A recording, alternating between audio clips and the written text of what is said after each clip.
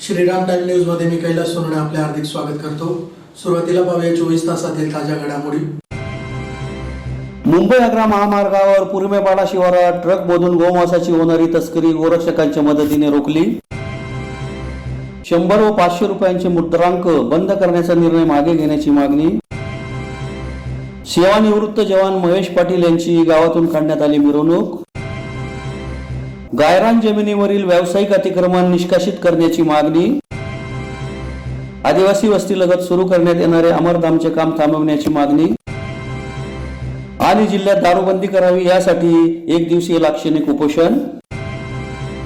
आता बातमीपत्र विस्ताराने। मुंबई आग्रा महामार्गावरील पुरमेपाडा शिवारात ट्रक मधून गोमांसाची होणारी तस्करी गोरक्षकांच्या निस्वार्थी ग्रुपने पोलिसांच्या मदतीने रोखली असून या कारवाईत दोघांना ताब्यात घेऊन ट्रक व 3.5 टन गोमांस असा सुमारे 12,75,000चा मुद्देमाल जप्त करण्यात आला आहे। मुंबई आग्रा महामार्गावरील पुरमेपाडा शिवारात गोमांसाची होणारी तस्करी गोरक्षकांच्या निस्वार्थी ग्रुपने पोलिसांच्या सहकार्याने रोखली असून या कारवाईत दोघांना ताब्यात घेऊन 7.5 लाखांच्या ट्रकसह 12,75,000चे गोमांस जप्त करण्यात आले आहे। याबाबत अधिक माहिती अशी की मुंबई आग्रा महामार्गावरून गोमांसाची वाहतूक होणार असल्याची माहिती गोरक्षकांच्या निस्वार्थी ग्रुपने मिळाली। त्यानुसार ग्रुपमधील गोरक्षकांच्या सदस्यांनी महामार्गावर सापळा रचला। लळिंग टोल नाक्याजवळ रात्री 10:45 वाजेच्या सुमारास संशयित वाहन MH18 BG 4057 दिसताच गोरक्षकांनी दुचाकीद्वारे ट्रकचा पाठलाग सुरू केला।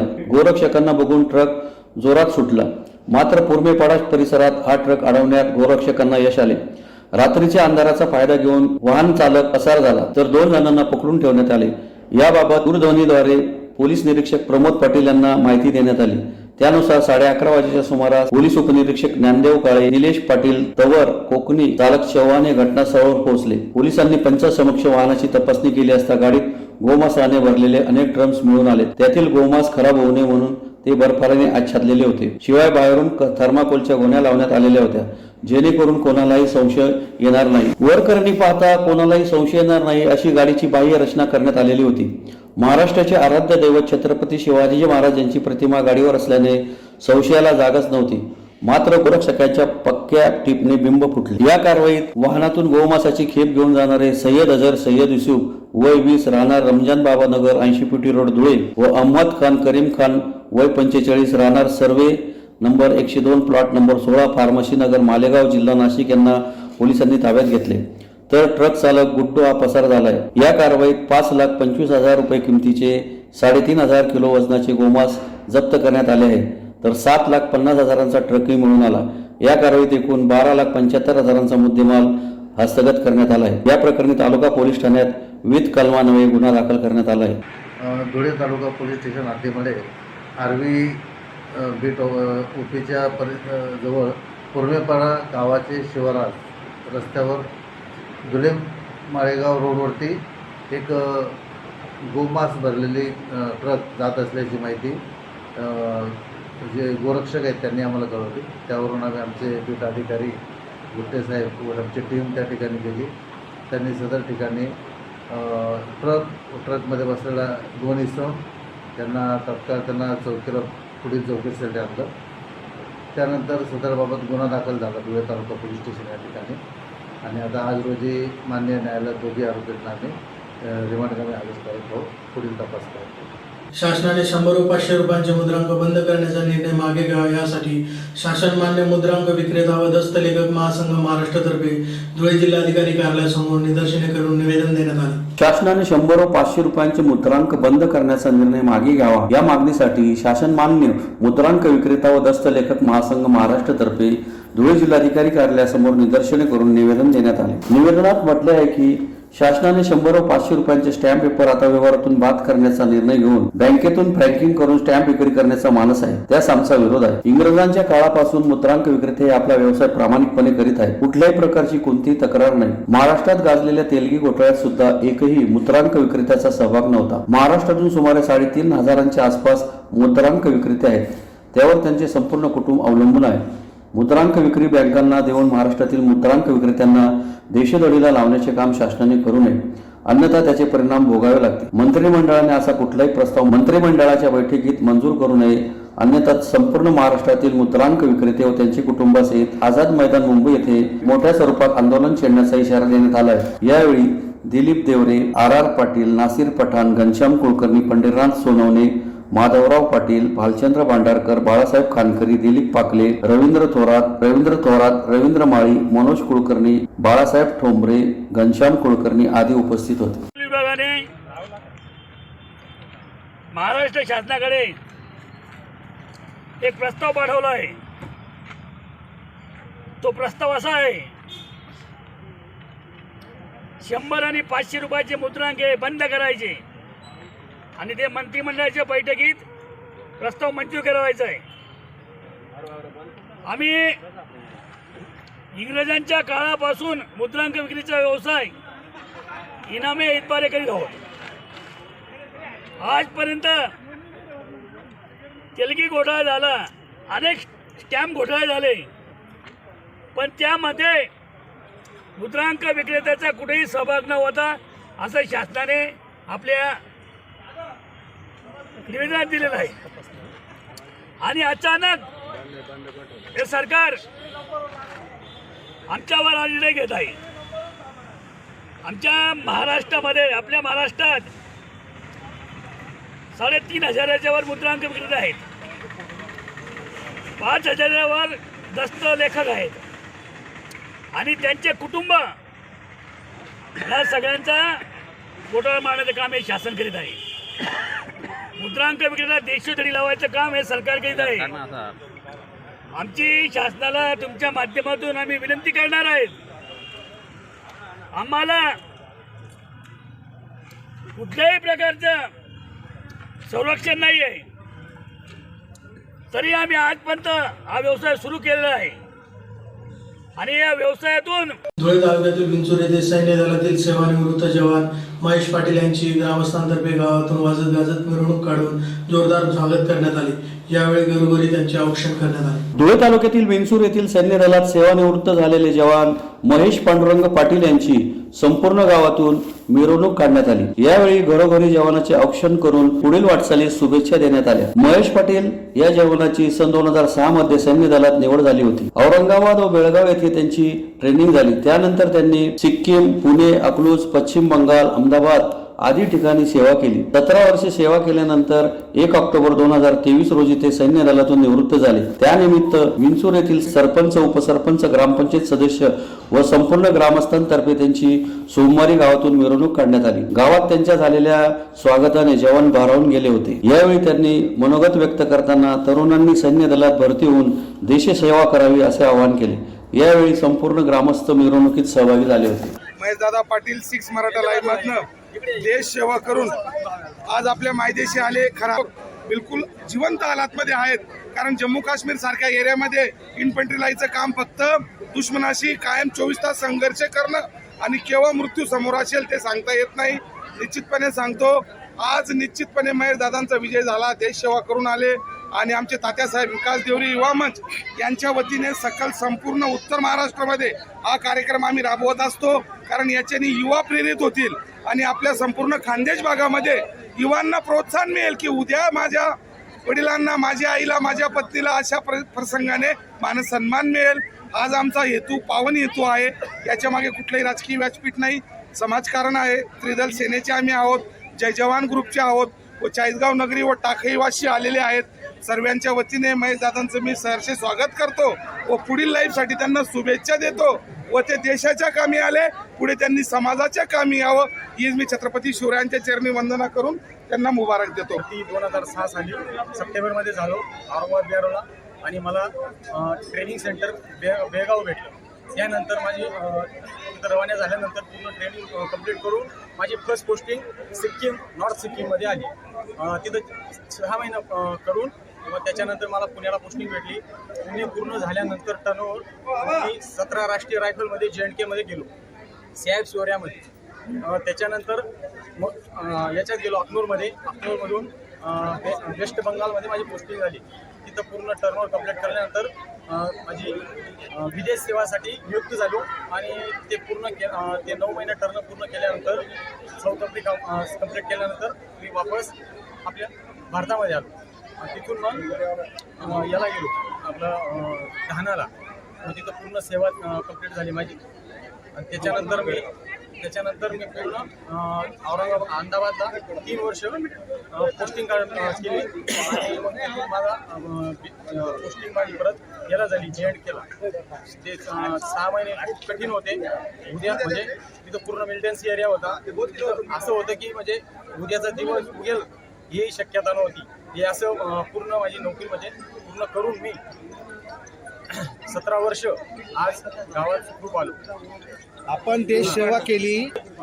पूर्ण मेहनत करा आणि भरतीला पूर्ण प्रयत्न करा, ताकी म्हणजे पूर्ण गावाचा विकास होईल, म्हणजे प्रगती होईल आणि गावाचं नाव मोठं होईल. साक्री तालुक्यातील आंबापूर येथील गट नंबर 80/2 मधील गायरान जमिनीवरील हॉटेल कृष्णा गार्डन हे व्यावसायिक अतिक्रमण निष्कासित करावे यासाठी महाराष्ट्र ठेलारी महासंघातर्फे जिल्हाधिकारी कार्यालयासमोर निदर्शने करून निवेदन देण्यात आले. साक्री तालुक्यातील आंबापूर येथील गट नंबर 82 मधील गायरान जमिनीवरील व्यावसायिक अतिक्रमण निष्कासित करावे या मागणीसाठी महाराष्ट्र टेलारी महासंघातर्फे जिल्हाधिकारी कार्यालयासमोर निदर्शने करून निवेदन देण्यात आले आहे. निवेदनात म्हटले आहे की ब्रिटिश कालावधीपासून स्थानिक गावकरी गावाच्या निरनिराळ्या सार्वजनिक वापरासाठी शासकीय जमिनी संबंधी ग्रामपंचायतीकडे विहित केलेले आहेत. जसे की गुरचरण, गायरान जमीन, पडवाट, घरे, सदर जमिनीवर गावाचे वहिवाटीचे हक्क तसेच अधिकार असतात.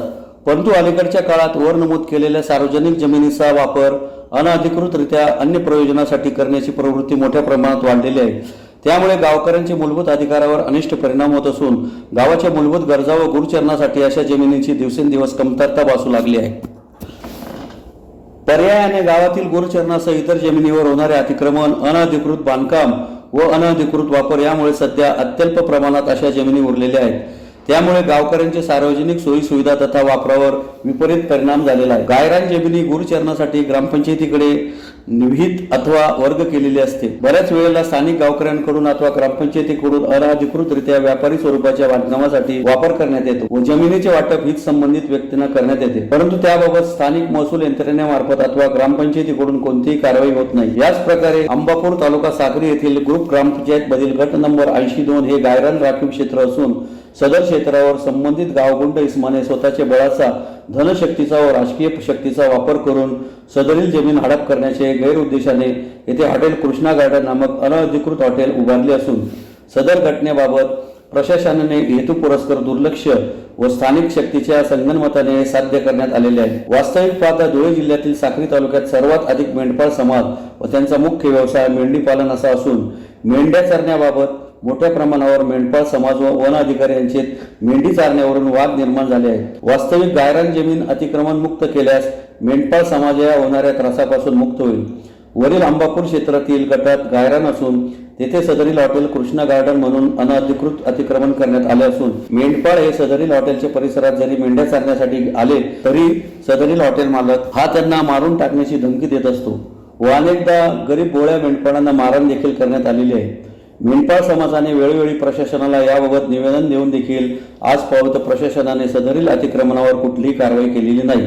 तरी आंबापूर ग्रुप ग्रामपंचायतीतील गट नंबर 82 मधील हॉटेल कृष्णा गार्डन नामक अनधिकृत अतिक्रमण तात्काळ काढण्यात यावे अशी मागणी करण्यात आली आहे. यावेळी शिवदास वाघमोडे, पंकज मारनर, विलास गर्दने, रामदास कारंडे, मोतीराम गर्दने, ज्ञानेश्वर सुळे, गोमा ठेलारी, बाळू कोरडकर, नामदेव रुपनर, सोनू टिळे आदी उपस्थित होते. आज मेंढपाळ खेळाडी समाजाच्या वतीने माननीय जिल्हाधिकारी साहेबांना आम्ही निवेदन दिलं. त्या निवेदनामध्ये आम्ही असा उल्लेख केलेला आहे की मेंढपाळ खेळाडी समाजाचे जो मुख्य प्रश्न आहे मेंढी चारण्यासाठी वन जमीन, तर वन जमीन धीरे धीरे कमी होत चालली आहे. मेंढी चरायला जागा मिळत नाही. म्हणून आणि 2019ला माननीय जिल्हाधिकारी राहुल रेखावार साहेबांनी त्यांनी आम्हाला असं आश्वासन दिलं होतं की तुम्हाला जे गायरान आहे हे उपलब्ध करून देण्यात येईल.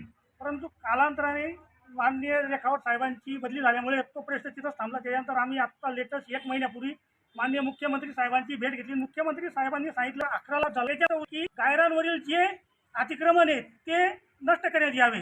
परंतु मी आता नवीन एक आदेश जे आता जे स्थायी व्यावसायिक अतिक्रमण असेल त्याला जमीन नष्ट करण्यात यावे. त्या अनुषंगाने आज आम्ही माननीय जिल्हाधिकारी साहेबांना निवेदन दिलं आहे. लवकरात लवकर आंबापूर ग्रुप ग्रामपंचायतमध्ये 82 मध्ये जे व्यावसायिक अतिक्रमण आहे कृष्णा गार्डन नामक हॉटेलचं, हा तिथं गोरगरीब मेंढपाळांना गुंडागर्दी दाखवतो. त्या हॉटेलच्या 50 फुटाच्या परिसरात जरी मेंढी चालणार आला तरी त्याला वेळ प्रसंगी मारहाण करतो आणि आपल्या ज्या हॉटेलच्या पैशाची दादागिरी दाखवतो. अशा गावगुंडाचं अतिक्रमण जमीनदोस्त करावे अशी मी प्रशासनास विनंती करतो. आणि येणाऱ्या काळात जर प्रशासनाकडे आम्हाला समस्त मेंढपाळ ठेलारी समाजाला कोर्टाचा दरवाजा ठोठावा लागेल आणि त्या कोर्टाकडनं आम्ही न्याय मागण्याचा प्रयत्न करू. परंतु हे गायरानावर जे अतिक्रमण आहेत गावगुंडांचे हे प्रशासनाने 100% जमीनदोस्त करावे असे मी प्रशासनाला समस्त मेंढपाळ ठेलारी समाजाच्या वतीने विनंती करतो. आणि इतर माझे 2 शब्द सांगतो. शिरपूर तालुक्यातील दैवत येथील आदिवासी वस्ती लगत सुरू करण्यात येणारे नवीन अमरधामचे काम थांबवावे या मागणीसाठी दैवत येथील आदिवासी बांधवांतर्फे जिल्हाधिकारी कार्यालयासमोर निदर्शने करून निवेदन देण्यात आले. शिरपूर तालुक्यातील दैवत येथील आदिवासी लगत सुरू करण्यात येणारे नवीन अमरधामचे बांधकाम थांबवावे या मागणीसाठी दैवत येथील आदिवासी बांधवांतर्फे जिल्हाधिकारी कार्यालयासमोर निदर्शने करून निवेदन देण्यात आले आहे. निवेदनात म्हटले आहे की दैवत येथे प्रेताला अंतिम संस्कार करण्यासाठी ग्रामपंचायत अंतर्गत पूर्वीपासून अमरधाम आहे. तेथे अंतिम संस्कार देण्यात येतो. परंतु कोणतीही गरज नसताना ग्रामपंचायत मुद्दाम आदिवासी लगत 100 फूट अंतरावर नवीन अमरधाम बांधकाम करण्यासाठी जागेची साफसफाई करण्याचे काम करून बांधकाम करण्याच्या मनसुब्यात आहे. ग्रामपंचायतीचे सर्व लोकांना अमरधाम आमच्या वस्तीलगत बांधण्यासाठी विरोध केला. सदर जागेवर अमरधाम बांधून अंतिम संस्कार करतील तर त्याचा प्रदूषित परिणाम आमच्या मुलाबाळांवर होईल. आरोग्याचा प्रश्न निर्माण होईल. वास्तविक पूर्वीचे अमरधाम सुस्थितीत असून सुद्धा आदिवासी वस्तीला मुद्दाम त्रास व्हावा म्हणून ग्रामपंचायत सरपंच ग्रामसेवक सदस्य हे बांधकाम करू इच्छित आहेत. तरी आपणास निवेदनाद्वारे नम्रपणे विनंती की सदर आदिवासी वस्तीलगत अमरधामचे कोणत्याही परिस्थितीत बांधकाम करू नये. ते कायमस्वरूपी बंद करण्याचे आदेश व्हावे. अन्यथा सदर विषयाबाबत सर्व वस्तीतील आदिवासी महिला पुरुष मुलाबाळांसह जिल्हाधिकारी कार्यालयासमोर बेमुदत उपोषणाला बसतील असा इशारा देण्यात आला आहे. यावेळी राजकुमार सोनवणे, राजेंद्र भिल, गंगाराम भिल, रमेश भिल, विक्रम भिल, नामदेव भिल, समाधान सोनवणे, भाऊसाहेब सोनवणे आदी उपस्थित होते. आदिवासी वस्तीच्या जवळ ग्रामपंचायत मार्फत अमरधाम बांधकाम सुरू आहे. अगदी 100 फुटाच्या अंतरावर काय तर कुठल्याही याच्यामध्ये ते न बसत असताना सुद्धा निधी हडप करण्यासाठी संबंधित ग्रामपंचायत आणि ग्रामपंचायतचे सर्व पदाधिकारी तो अमरधाम बांधण्यासाठी करत आहे. माननीय जिल्हाधिकारी साहेबांना आम्ही असं निवेदन दिलं की ते अमरधाम त्या आदिवासी वस्तीजवळ नको पाहिजे. जर कधी असा प्रकार झाला तर आम्ही सर्व आदिवासी समाज आज या संख्येने आलो यापेक्षा डबल माननीय जिल्हाधिकारी कार्यालयासमोर अमरण उपोषण करणार आहे. कारण त्याचा परिणाम आमच्या मुलाबाळांवर होणार आहे. जेव्हा फिरत जाते तेव्हा 100 फूटमध्ये काहीच नाही. आणि ग्रामपंचायतचा जो कारभार आहे तो एकदम आदिवासीच्या विरोधात आहे. त्यासाठी आम्ही आज माननीय जिल्हाधिकारी साहेबांना निवेदन दिलेलं आहे. ते बंद करण्यात यावं. अजिबात तिथं ते अमरधाम बांधकाम करायलाच नको पाहिजे.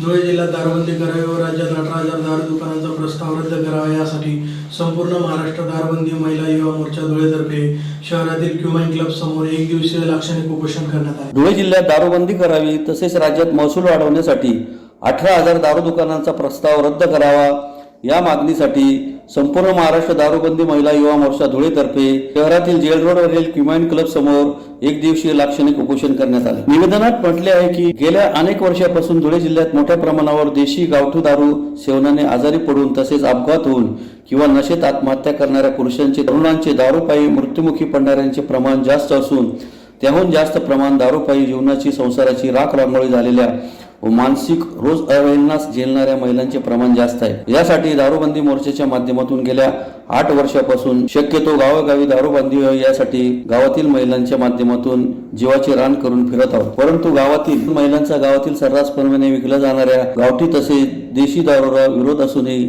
अनेक गावातील सरपंच ग्रामसेवक मागणी करूनही दारूबंदीचे ठराव लवकर देत नाही. पोलीस कारवाई करतात पण मुजोर दारू विक्रेते याच्यावर मोठ्या प्रमाणावर गुन्हे दाखल होत नसल्याने व मोठमोठ्या धडक कारवाया सलगपणे दारूबंदी विभाग तसेच पोलीस प्रशासनाकडून गावागावात होत नसल्याने दारूबंदीच्या कामाला संपूर्ण गावागावातीलच नव्हे संपूर्ण धुळे जिल्ह्यातील महिलांची इच्छा असूनही महिलांची धुळे जिल्ह्यात दारूबंदी होण्याचे आमचे भगीरथ प्रयत्न असफल होत आहे. परंतु आपण गावागावात दारूबंदी करण्यासाठी महिला भगिनींचे मत जाणून घेतले तर सर्वांना धुळे जिल्ह्यात दारूबंदी आहे.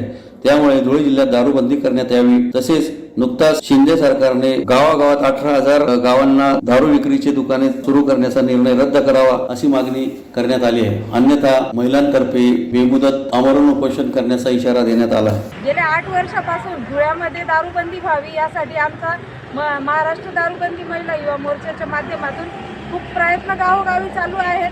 परंतु अनेक वेळा प्रयत्न करूनही गावातील सरपंच, ग्रामसेवक, अनेक गावातील सरपंच, ग्रामसेवक, पोलीस पाटील देखील सहकार्य करायला तयार होत नाही. दारूबंदीचा ठराव लवकर देत नाही. त्याचप्रमाणे दारूबंदीच्या 1-2 कारवाया झाल्यानंतर त्यानंतर पुन्हा मुजोर दारू विक्रेते दारू सुरू करतात गावागावांमध्ये आणि खूप वाईट परिस्थिती आमच्या महिला भगिनींची आहे.